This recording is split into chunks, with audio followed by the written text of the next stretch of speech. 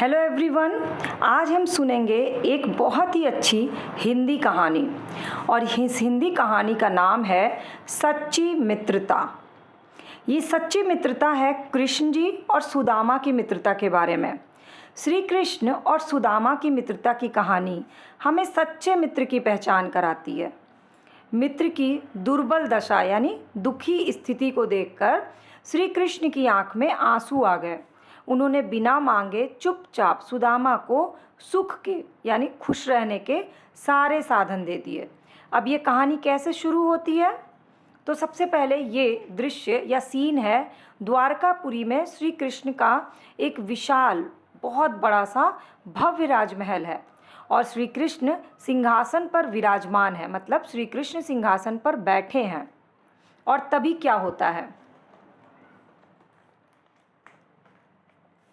द्वारपाल का प्रवेश। द्वारपाल राजमहल के अंदर आता है। द्वारपाल बोलता है, महाराज कोई दुबला पतला गरीब ब्राह्मण आपसे मिलना चाहता है। द्वारपाल ने सुदामा के बारे में बताया, कैसे दिख रहे थे सुदामा, दुबले पतले गरीब ब्राह्मण। श्री कृष्ण ने कहा, क्या उसने अपना नाम बताया? द्वारपाल ने कहा, हाँ प्रभु, वह अपना नाम सुदामा कहता है। द्वारपाल ने बताया कि जो आए हैं उन्होंने अपना नाम सुदामा बताया है। सुदामा नाम सुनते ही श्री कृष्ण सिंहासन छोड़कर नंगे पांव मुख्य द्वार की ओर भागते हैं।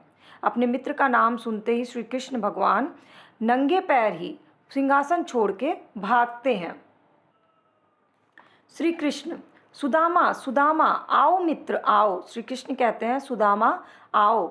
श्री कृष्ण और सुदामा गले मिलते हैं। अंदर चल के श्री कृष्ण सुदामा को सिंहासन पे बैठाते हैं।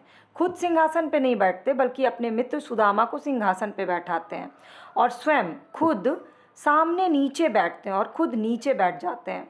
श्री कृष्ण कहते हैं, कैसे हो मित्र, बहुत समय बाद याद किया हमको। कृष्ण ने सुदामा से कहा कि मित्र तुम कैसे हो, इतने लंबे समय के बाद तुमने याद किया और मुझसे मिलने के लिए आए। सुदामा ने कहा, कैसा हूँ देख ही रहे हो, तुमने भी तो मुझे भुला दिया। सुदामा ने उनको जवाब दिया तो श्री कृष्ण ने कहा, नहीं भाई, तुम तो मेरे दिल में हो। कहो भाभी जी कैसी हैं? भाभी जी मतलब सुदामा जी की पत्नी। उनके बारे में कृष्ण जी ने पूछा। सुदामा जी ने कहा, ठीक है, उन्हीं के कहने पे मैं तुमसे मिलने आया हूँ। सुदामा ने बताया कि तुम्हारी भाभी ने कहा तो मैं तुमसे मिलने के लिए आया हूँ।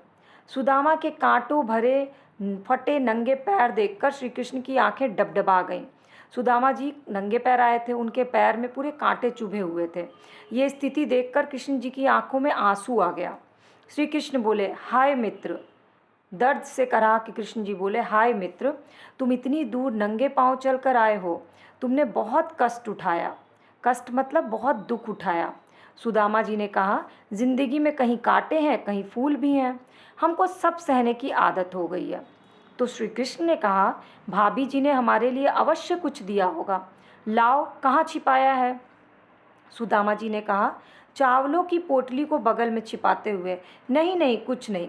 सुदामा जी को लगा कि कृष्ण जी तो इतने बड़े राजमहल के राजा हैं, वो उनको क्या वो चावल की पोटली दें। चावल की पोटली मतलब चावल एक कपड़े में बंधा हुआ था, इसलिए वो उसे बगल में छुपा रहे थे और कह दिया कि नहीं नहीं कुछ भी नहीं है मेरे पास। तो श्री कृष्ण ने कहा, पोटली खींच ली कृष्ण जी ने। सुदामा, तुम्हारी बचपन की चोरी की आदत गई नहीं? पहले गुरु माता ने चने दिए थे, गुरु माता मतलब गुरु की पत्नी, तुम अकेले खा गए, मुझे नहीं दिया। अब भाभी के लिए चावलों का भी वही करना चाहते हो? भाभी ने जो चावल दिए वो भी तुम मुझे नहीं दे रहे हो, छुपा रहे हो। तो सुदामा ने कहा, अरे कान्हा, तेरा तो नाम ही माखन चोर है, ये खा ले, ये कच्चे चावल ले लो और खा लो। माखन चोर क्यों? क्योंकि कृष्ण जी बचपन से ही माखन चुरा के खाते थे, इसलिए उनका नाम माखन चोर पड़ गया। कच्चे चावल दे दिए कृष्ण जी को। श्री कृष्ण पोटली खोलकर मुट्ठी भर चावल मुंह में डालते हैं। श्री कृष्ण जी, वाह क्या स्वाद है इन चावलों में। सुदामा 10-15 दिन तक द्वारका में रहे। श्री कृष्ण ने मित्र का खूब आदर सत्कार किया। आदर सत्कार मतलब सम्मान करना।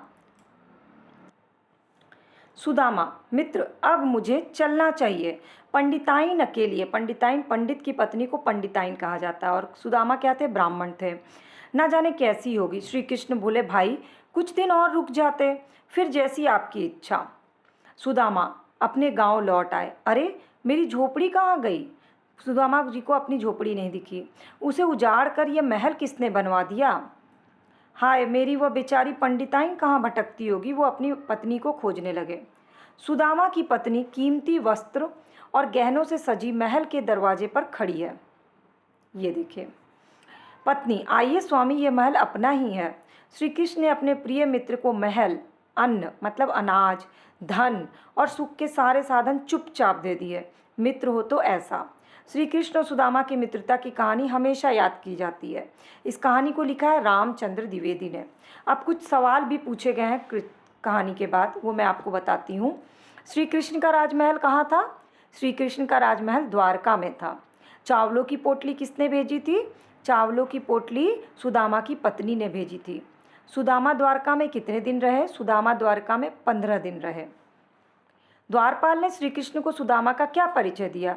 द्वारपाल ने श्री कृष्ण को बताया कि एक दुबला पतला गरीब ब्राह्मण आया है। सुदामा के पैरों की हालत कैसी हो गई थी? सुदामा के पैर के फटे हुए, कटे हुए और नंगे पैर थे। माखन चोर किसको कहा गया? माखन चोर श्री कृष्ण को कहा गया है। उन्हें क्यों माखन चोर कहा गया है? क्योंकि वो बचपन में माखन चुरा कर खाते थे।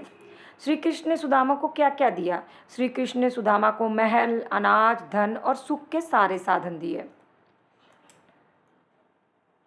इसके बाद श्रुति लेख के शब्द हैं ब्राह्मण, द्वारपाल, श्री कृष्ण, पाँव, 15, कान्हा, मुट्ठी, पंडिताइन, पत्नी और स्वाद। ये विलोम शब्द हैं। पतला का विलोम मोटा, बहुत का कम, गरीब का अमीर, दूर का पास, अपना पराया, कच्चा पक्का, अंदर बाहर, चलना रुकना। इसके बाद शब्द और अर्थ को मैच करना है। द्वार का मतलब होता है दरवाजा, दुबला का मतलब होता है कमज़ोर, मित्र का अर्थ होता है दोस्त, पैर का अर्थ होता है पाँव, बहुत का अर्थ अधिक, फूल का अर्थ पुष्प। फिर यहाँ संज्ञा की परिभाषा दी गई है। कुछ संज्ञा शब्द किसी विशेष वस्तु, स्थान, प्राणी का बोध कराते हैं, यानी जहाँ भी आप कोई भी नाम देखते हैं वो संज्ञा है। लेकिन उसमें अगर कोई विशेष नाम देखते हैं तो व्यक्तिवाचक संज्ञा है। जैसे कि फल तो सभी होते हैं, लेकिन अगर आम कहा गया तो आम क्या है? एक व्यक्तिवाचक संज्ञा है। मीनार तो बहुत सारे होंगे, लेकिन अगर कुतुब मीनार की बात की गई तो वह व्यक्तिवाचक संज्ञा है। उसी तरह से अरे कान्हा तू कैसा है, यहाँ पर कान्हा क्या है? व्यक्तिवाचक संज्ञा है, क्योंकि कान्हा तो एक ही हो सकते हैं। द्वारका पूरी गुजरात में है, पूरे भारत में गुजरात एक ही है, तो यहाँ पे गुजरात क्या है? व्यक्तिवाचक है। उसने अपना नाम सुदामा बताया, सुदामा एक ही है, तो सुदामा क्या है? व्यक्तिवाचक। श्री कृष्ण सिंहासन पर बैठे हैं। अब सिंहासन क्या हो सकता है? सिंहासन तो कई तरह के हो सकते हैं, पर श्री कृष्ण एक ही है, तो श्री कृष्ण क्या है? व्यक्तिवाचक है। अब यहाँ मुहावरे और उनका अर्थ लगाना है। आंखें डबडबाने का अर्थ क्या होता है? आंखों में आंसू आ जाना। कृष्ण जी जब सुदामा जी को देखे तो उनकी आंखें डबडबा गई, यानी आंखों में आंसू आ गया। इनमें से संयुक्त अक्षर वाले शब्द कौन से हैं?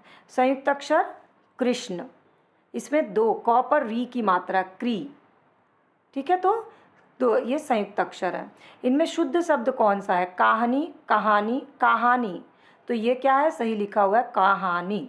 तो इस तरह से सच्ची मित्रता चैप्टर जो है वो ख़त्म होता है। इसके क्वेश्चन आंसर आपको क्या करना है? राइटिंग प्रैक्टिस करनी है और ये शब्दों के अर्थ याद रखने। कष्ट मतलब पीड़ा और दुख। पोटली, जब कपड़े में कोई चीज़ बांधी जाती है तो उसको पोटली या गठरी कहते हैं। गुरु माता, गुरु की जो पत्नी होती है उनको गुरु माता कहा जाता है। स्वाद, जब कोई चीज़ का बहुत अच्छा स्वाद आता है तो लोग कहते हैं मज़ा आ गया। आदर सत्कार का मतलब होता है इज्जत करना किसी की। तो इस तरह से Hindi, English, maths, logic, computer, EVS, science, SST, drawing और करंट अफेयर्स की क्लासेस होती है मेरे चैनल पे। अगर आपको डेली क्लासेस देखनी होगी तो चैनल के प्लेलिस्ट पे विजिट करिएगा, और अगर प्लेलिस्ट अच्छी लगेगी तो सब्सक्राइब बटन को क्लिक करके बेल आइकन को प्रेस कर लीजिएगा, ताकि सारी क्लासेस की अपडेट आपको फ्री ऑफ कॉस्ट मिल जाए। और नीचे कमेंट सेक्शन में अपने क्वेश्चंस मुझसे ज़रूर पूछिएगा।